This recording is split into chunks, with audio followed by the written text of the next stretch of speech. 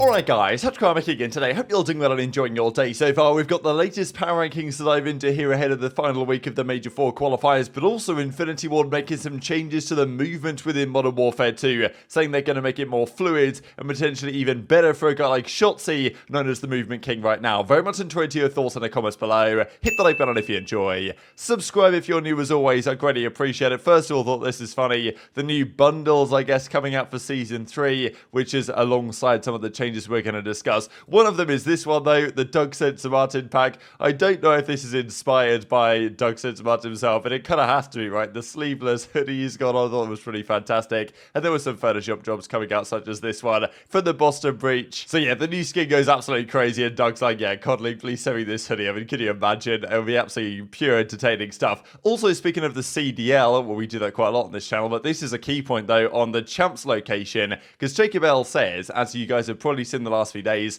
loads of rumors and leaks coming out from Cellium stream and others on where Champs is going to be. It's going to be in Vegas. I think this is known for some time. It's been leaked so many times by so many different people that it's going to be Vegas. Even Jacob L made an article here ages ago now saying that for Major 4 they're targeting Columbus, and for the World Championship they're looking for Vegas. Pretty sure June 15th, 18th, that was the dates that I heard a while ago, so that's probably what's going to be the case. Not sure really why they haven't confirmed where Champs is going to be quite yet. Kind of strange why they, and maybe they're looking for the venue, still get it locked down or whatever. I'm sure they've got an idea though, and they probably have had for a long time. But I think we can expect a Champs announcement relatively soon, maybe at Major 4, like during Major 4, the final week of qualifiers, they'll do an announcement or something. But yeah, everyone seems to know that it's in Vegas at this point, so we'll see how that goes. Also, just to note here, iLLeY is another tweet. We kind of saw the other day that iLLeY's been hinting at making a return to at least streaming, and then shortly after trying to get back into the CDL. Pro Lieutenant iLLeY kind of shared that spot on OpTic last year, and iLLeY does reply again last night. So we'll see if he comes back soon. Hopefully that is indeed the case. Also, speaking of the CDL, I thought this is kind of funny. Last year's World Championship has been nominated for an Emmy for Outstanding Esports Championship coverage. So pretty cool stuff. Nice to see Call of Duty involved in here. We've got the VCT Champions League, Dota 2, the International, of course, and then Blast Premier Fall Finals. I'm guessing that's for CSGO. So pretty cool stuff. Probably won't win, but we'll see how it goes. Call of Duty seems to do quite well in these type of awards. There's also this from Treyarch for the ranked play skill distribution during Season 2. These are the average ranks. If you guys are interested in this, I thought it was kind of cool to see that Iridescent is the top 1%, and then you've got 17.6% of players in bronze, then a lot of them in silver, then gold, and then when you get to platinum and above, you get smaller and smaller percentages. You guys can see relatively what it is, and then top 250, of course, even more exclusive than this. So probably this might be a similar story here going into Season 3, but this is what the case was in Season 2 with players that had played at least 30 ranked play games. So,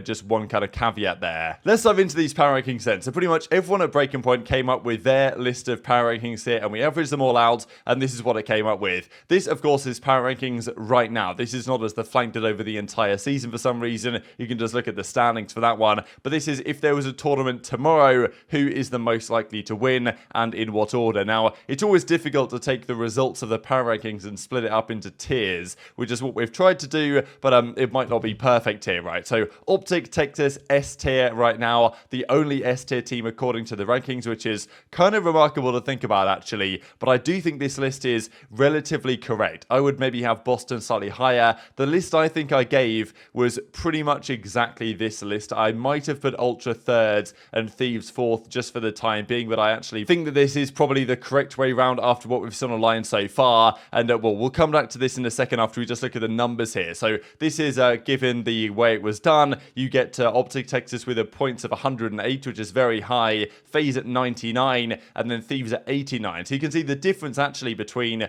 OpTic and FaZe, and then FaZe and Thieves is actually bigger between FaZe and Thieves than it is for OpTic and FaZe. So it's not clear cut here that OpTic are S tier and the other guys are A tier.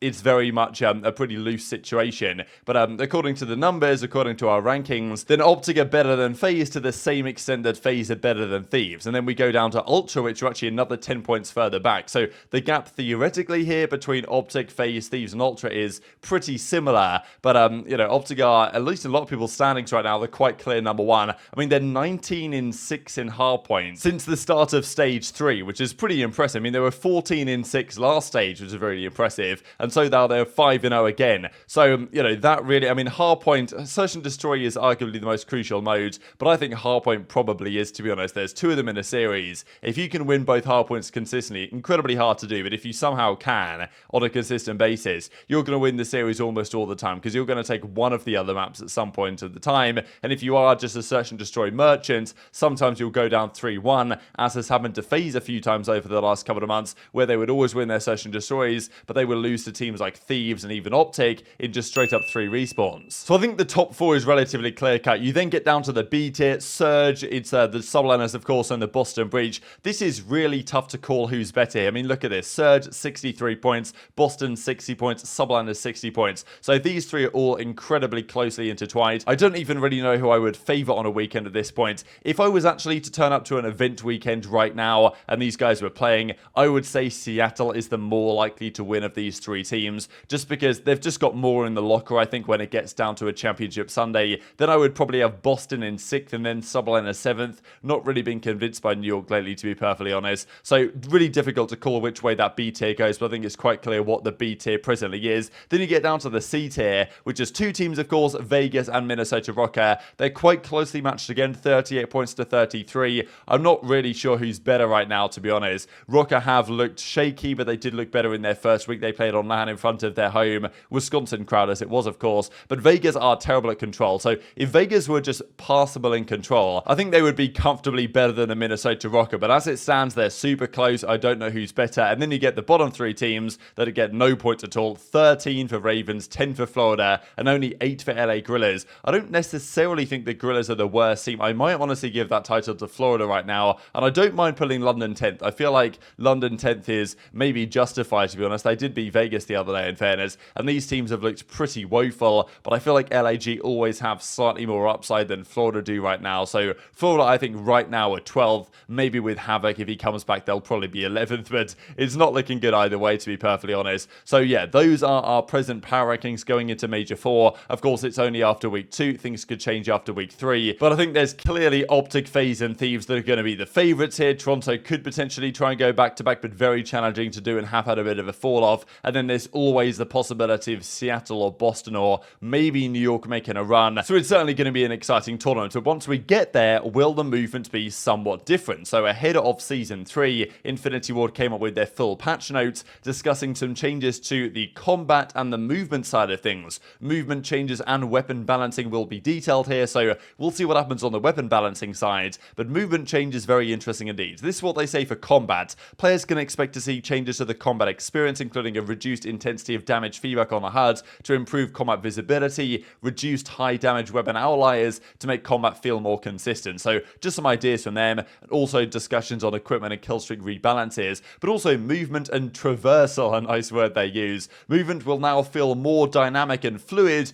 due in part to improvements to mantling over objects and through windows, with slight adjustments to sliding and diving responses, with the addition of redeployed drones to better enable rotation opportunities. So it's just this first part really, more dynamic and fluid movement, improvements to mantling over objects and through windows, and then sliding and diving has had some slight adjustments. Now you might say, oh, this doesn't sound like too much of a big deal, and it might well not be, but players that very much enjoy mantling over objects and going through windows might well find this to be even better. And we know how fluid a guy like Shotzzy's movement is already. Add that to more fluid game mechanics, and you might see a further Shotzzy buff. It might be a Shotzzy nerf, or it might be a further reduction in the skill gap in terms of movement, or it could exacerbate it. Difficult to say, but it depends how extreme this change is. I thought it was quite interesting though that the Ghost of Hope came out and found that in Season 2 they also made comments on the movement and said they made an important tweak to movement that should yield better outcomes. Players will be able to bust through doors while plating the way they would if they were sprinting, and they call it a slight change. But actually in Warzone this was a really substantial change, and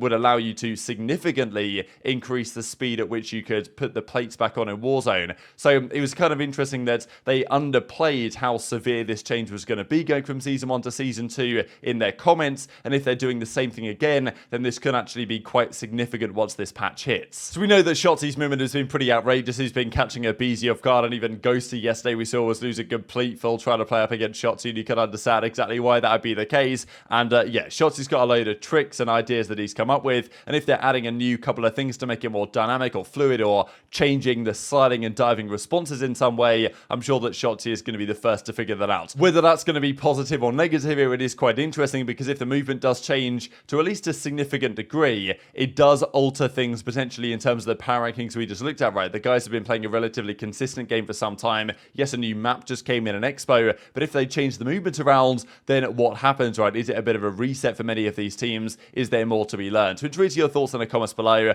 Just one other thing to mention here on the Vegas I thought was kind of cool. So Luna has been building this chicken coop she's trying to build here, and she's been working on this for the last week, I suppose, or so, and this is what it looks like so far. It's really cool stuff, and I thought this is really impressive. Luna, of course, girlfriend of Clayster, maybe fiance, I don't know, let's just say girlfriend to keep it safe. And as Clay says, we need to get Luna a TV show, is at the Las Vegas facility. So this is pretty funny, right? A room for iLLeY Standy. So this is the issue that Vegas have, and we know that it is frustrating Clayster, I'm sure, and the other guys, that they don't have a facility, Vegas. A lot of the other teams, right, they've got a facility in various different regions, or at least just somewhere that they can play out of as a team together, which Vegas don't have. Well, they don't have that facility, right? They haven't rented anywhere, and there was discussions, could Clayster just say to the guys, hey, come to my basement to live here with us and let's play? Luna obviously wouldn't want that to be the case, but you know, and I'm sure it wouldn't be ideal for a couple of different reasons, but I thought it was pretty funny that maybe Standy could just sleep in this box outside and they could get a little LAN setup going on in here, because they're going to need something, right? It is hurting their online performances. We know this stage is probably their best chance to get to the winners brackets. They're generally better on LAN than they are online, but they need to turn it around quickly. And of course, they play an absolutely mega series this Friday, the first game of the day, I actually believe it is. Toronto versus Vegas. Grudge match for many reasons. Standy versus Scrappy, but also just the way it kind of plays out is incredible in a way, how this matchup was going to be great already after all the drama that went down between these guys when Standy was dropped initially and then Scrappy clapped back and all that stuff that happens a couple of weeks ago. Now it's a super important game because Vegas might well need to try and win this. If they win this, Vegas, they'll get to winners brackets, but Toronto, if they lose, they'll definitely start in losers. So going to be a crazy series for many reasons. Looking forward to it, but also Temp, I know he had a bit of a rough time towards the end of that final series, and Clay's like, look, you got to get some more kills next time around. Hit the like button if you enjoyed, subscribe if you're new, take care, and I'll see you next time. Oh, here we go. Spanky. Here we go. Played on on FaZe and OpTic in the same year. Picture of him became a meme. And owns a clothing brand. That is an interesting one to It's the big dog. Is it actually you? It's the big dog. It gotta be. Right after this break. That's Money Mark. Speaking of owning a clothing brand, richandlonely.shop is available. Butter, Money They Mark. threw the big dog on the stream. No shot. Chat, they threw me on the CDL stream. You know what? I was struggling just a little bit, but the picture of the main one. Come on, show him. Got it Show him. right through the I wonder door what for me. picture they use. It is, of course. The ugly one, I hate it. There you go.